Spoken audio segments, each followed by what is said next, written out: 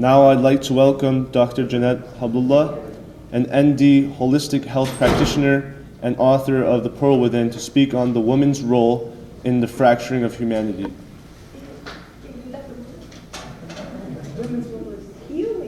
Oh, woman's role in healing the fracturing of humanity. That one word makes a big difference. أعوذ بالله من الشيطان الرجيم بسم الله الرحمن الرحيم إن الحمد لله رب العالمين الحمد لله الذي له ما في السماوات والأرض. With the name of the one God, the supreme being above all, the source of and spreader of mercy, the one who responds mercifully to his beings. The praise and thanks is due to this one supreme one, to whom belongs everything in the heavens and the earth. There have been so much that has been said today, and from this morning, from the very first PowerPoint, I said, I don't know what I'm going to say. I just felt like I couldn't say what I had prepared to say. And so much has been said, so many thoughts stimulated. And inshallah, I just hope I can be coherent at this point because I have so much going through me. And the stimulation of the thoughts, but also the intellect of the heart that comes into being with all of this that we see that should move us deeply in our hearts. Sometimes it leaves you almost speechless because you cannot speak to the truth that you're feeling. There just aren't any words for it.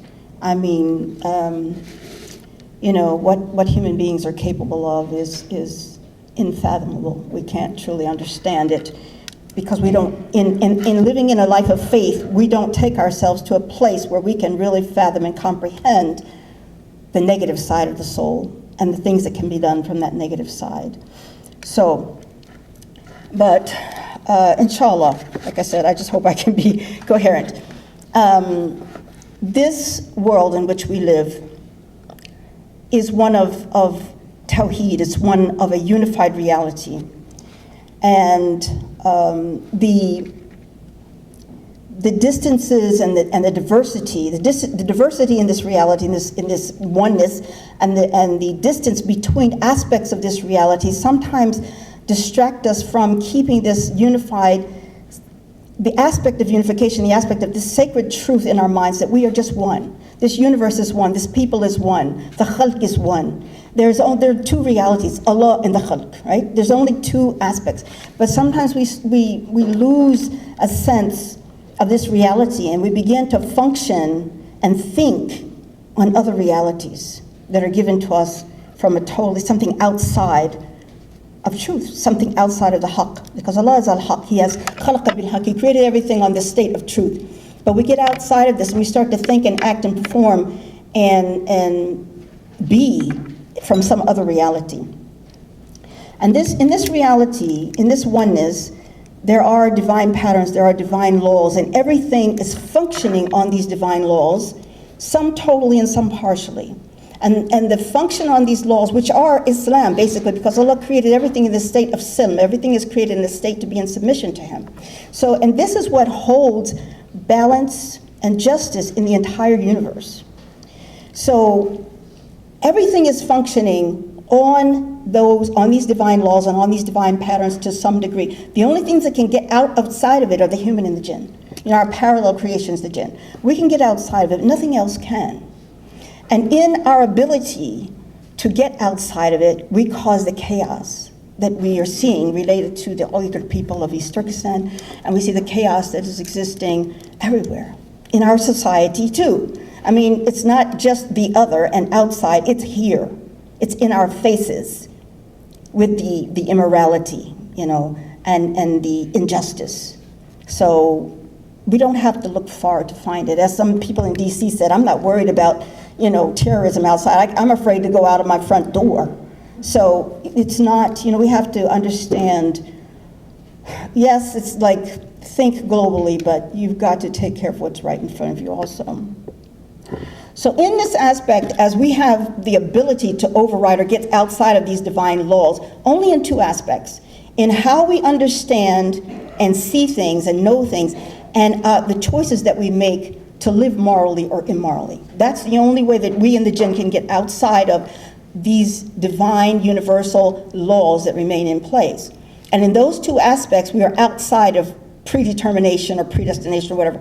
We're outside of it because we have some influence where other beings don't. We decide, we choose, and we attempt to act, and we may be allowed to act on the decisions that we have made, or we may not. Allah does not allow us to do everything that we think we want to do or think that we can do. It's up to Allah Ta'ala. He will decide.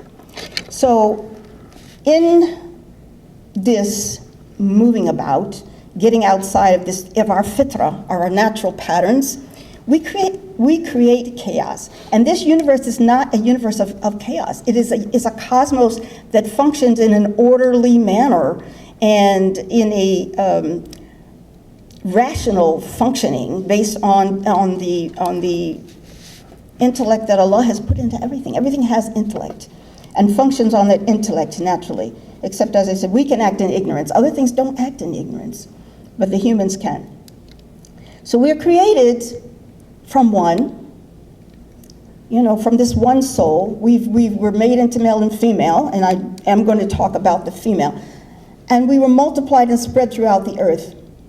But even in our origins, there were these same problems that we see existing now. When the family was just one family, when there weren't very many people at all, just Adam, Hawa, and their children, these same problems still existed. There was still this conflict, the one desiring to be superior over the other, the use of aggressive force, the jealousy. This was existing even then. So this is a pattern that is as old as humanity, and it's going to continue. And things are allowed to happen so that we can know about ourselves. Like somebody said, who are we? Things are allowed to happen so that we can see our faults. And Allah Ta'ala has said in Surah Al-Rum, ظَهَرَ الْفَسَادُ فِي الْبَرِّ وَالْبَحْرِ, that injustice and corruption will appear on the earth and the sea بِمَا كَسَبَتْ أَيْدِي النَّاسِ, because of the things that human beings do. And there's a purpose for this, for Allah allowing these consequences of ourselves to manifest so we can see the wrongs, لَعَلَهُمْ يَرْجِعُونَ, so that we can turn around and correct ourselves. But if we don't see it, then we don't do anything. We keep going in the same way. Blindness.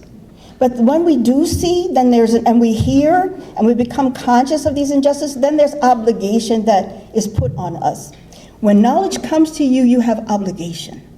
This is part of haqq also. Part of haqq is what's obligated on you, what you owe to the society, what you owe to yourself, and what you owe to the society, and to your family, and to humanity, to the creation. And as women, we have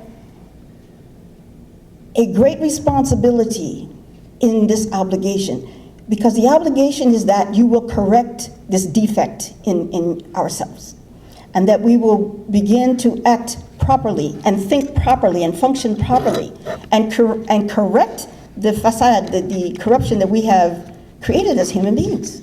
And each one of us, like when the brother was saying that we will be punished, we all will be punished for what the few have done, we all are responsible for the wrongs that we see. When I see these things, I say, I'm a human being, these are human beings. So what is my part in this? What is my part in the evils that I see other people doing?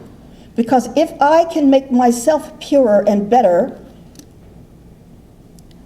having more faith, living more on my fitrah, and becoming more pleasing to Allah, then I can help to correct. But if I'm going to be a lackadaisical Muslim, a lackadaisical person of conscience, whether you call yourself a Muslim or not, if you're just going to think you can just, go through life and enjoy and not be conscious and feel responsible, you're contributing to the problem. We're contributing to the problem.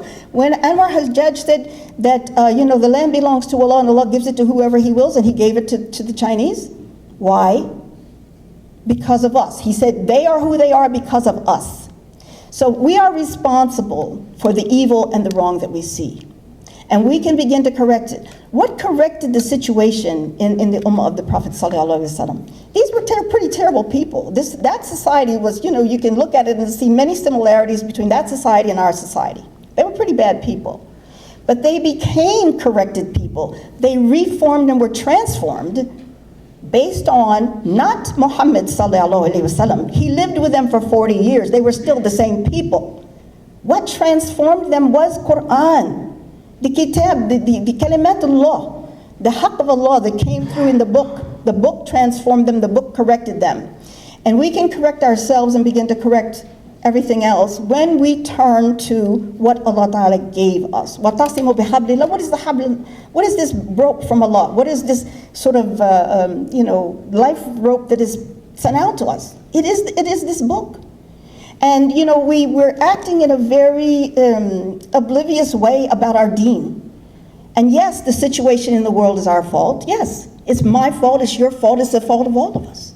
Because we are not doing enough. And I just said this to somebody yesterday, I believe it was. Don't compliment me on the achievement that I've made in this deen. I grew up as a Catholic. I'm a person that came out of another religion into Islam. But don't compliment me, because I'm nowhere near where I should be. And don't think good about any of us, think good about ourselves, because when we look at it, for the years that we've spent in this deen, and with the knowledge that we have at our fingertips, who are we? We are nowhere near where we should be, none of us. None of us.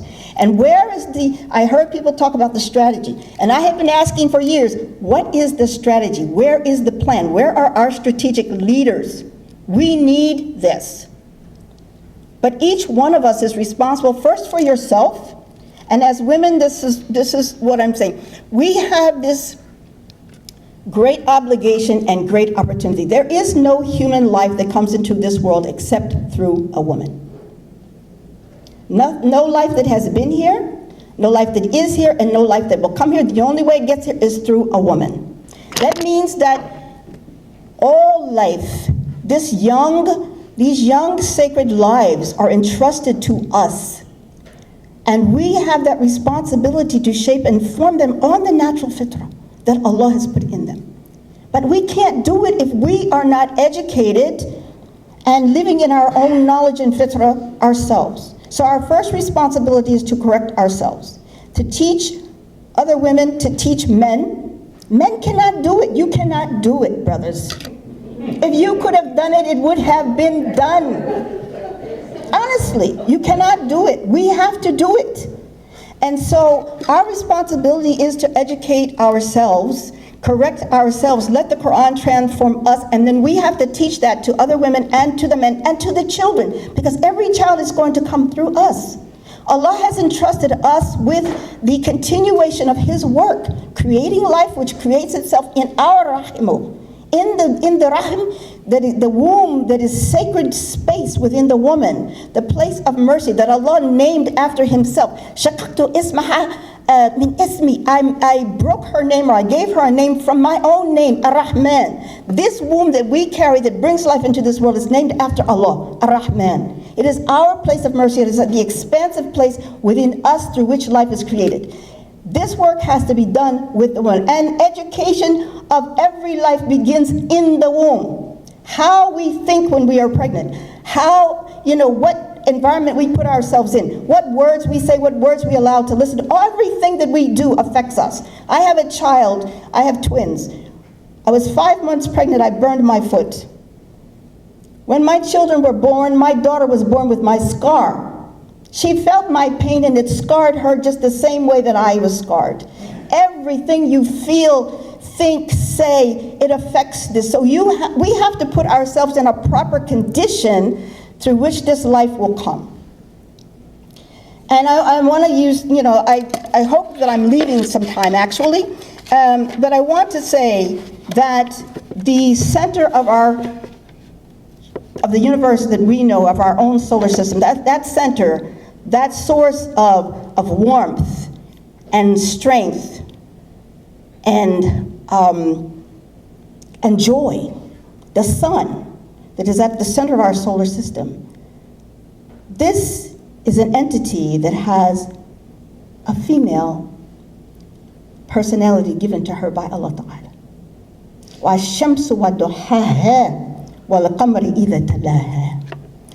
The sun, and Sheikh Abdul Adham, he said this, the sun is feminine, the moon is masculine. So when we as men, when you as men are, exhibiting good, then what you are doing is living in the light of the female. This is from the universal reality. From the universal reality. وَالْقَمَرِ إِذَا تَلَاهَا. So that we have to exist as the sons, that we are meant to be. We have to take our proper place. We are not in competition with you. Our existence is complementary, not competitive. We are not in competition. As Allah Ta'ala says, لَا الشَّمْسُ يَنْبَغِي لَهَا and finish it for me. لَا الشَّمْسُ لَا يَنْبَغِي لَهَا أَن تُدْرِكَ الْقَمَرِ. It is not fitting for the sun to try to encompass the moon. وَاللَّيْلِ سَابِقُ النَّهَارِ. And not for the night to race and get ahead of the day. We're not in competition. We want to live a complementary life in the role that Allah Ta'ala created for us. And we want to do that so that what is needed in this universe, that we can put in what is needed and bring that balance back. And it can only come through us. Subhanahu wa ta'ala. Jazakallah khair.